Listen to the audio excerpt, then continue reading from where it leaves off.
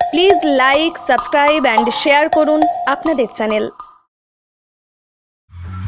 Lok Sabha vote ঘোষণার আগেই জোর কদমে দেওয়াল লিখন শুরু করল তৃণমূল কংগ্রেস।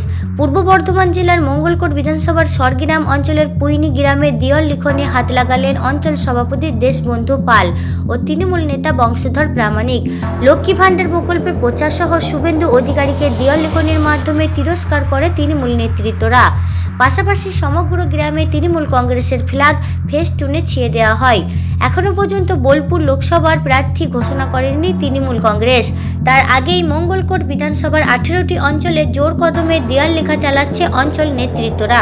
স্বর্গগ্রাম অঞ্চলের কামাল, পুইনি, চন্দ্রপুর সহ বিভিন্ন গ্রামের দেওয়ালে জোড়া ফুলের ছবি ফুটে উঠেছে।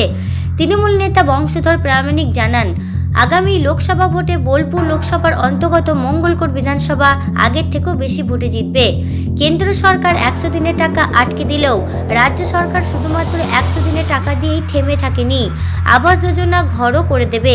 মাননীয়র এই অঙ্গীকার দুহাত তুলে আশীর্বাদ দেবে বাংলার জনগণ। এই জয় শুধুমাত্র সময়ের অপেক্ষা।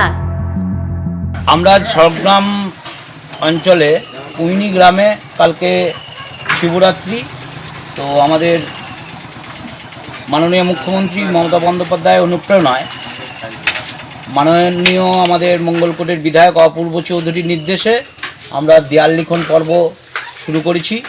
সামনে লোকসভা ভোট এবং যে আমাদের দলের ফ্ল্যাগ, যেহেতু কাল শিবরাত্রি, আমাদের দিদি বলেছেন যে ধর্ম যার যার, উৎসব সবার। উৎসবে সকলকেই আমন্ত্রণ জানাই পুইনি শিবরাত্রিতে অংশগ্রহণ করার জন্যে, এবং এখানে বহু মানুষ আসেন সারা রাত ধরে, মানে মহিলারা, উপসী মহিলারা থাকেন। তো সেই জন্য আমরা সামনে যেহেতু লোকসভা ভোটের দেওয়ার চুন করলাম এবং আমাদের দলের ফ্ল্যাগ টাঙালাম। সব কিছু আমরা সবাই মিলে, এখানে বংশধর প্রামাণিক আছেন এবং বংশধর গড়াই, করজল বুথ সভাপতি এবং আমাদের প্রসাদ কাকু, বর্ষিয়ান তৃণমূল কর্মী শুভেন্দা, সবাই আছেন। আগামী ভোটের ফলাফল মাননীয় মুখ্যমন্ত্রী জনজাতির নেত্রী, তিনি তো যেসব প্রকল্পগুলো এনেছেন, মা বোনেদের জন্য যেসব প্রকল্পগুলো তিনি চালু করেছেন, সেগুলো বলা বাহুল্য যে এই উন্নয়নমুখী প্রকল্পতে ভোটের কথা নতুন করে বলার কিছু নেই। বিরোধীরা এখানে শূন্য। আপনি এসে দেখতে পাচ্ছেন চারিদিকে ফ্ল্যাগ ফেস্টুন দেখেই বুঝতে পারছেন। শুভেন্দু অধিকারীকে উদ্দেশ্য করে যে লেখাটা আপনারা লিখেছেন, কিন্তু লোকসভা ভোটের আগে আপনাদের দল থেকে তো পাচ্ছি যারা ওই বিজেপিতেই যোগদান করছে, তো আপনি তাদেরকে কি বলবেন? বলি, দলটা হচ্ছে, মানে আমরা মমতা ব্যানার্জির সাথে দল করি, মানে আমরা স্বচ্ছ ভাবমূর্তির লোকরা, যারা স্বচ্ছ ভাবমূর্তির লোক তারা মমতা ব্যানার্জির সঙ্গেই আছে।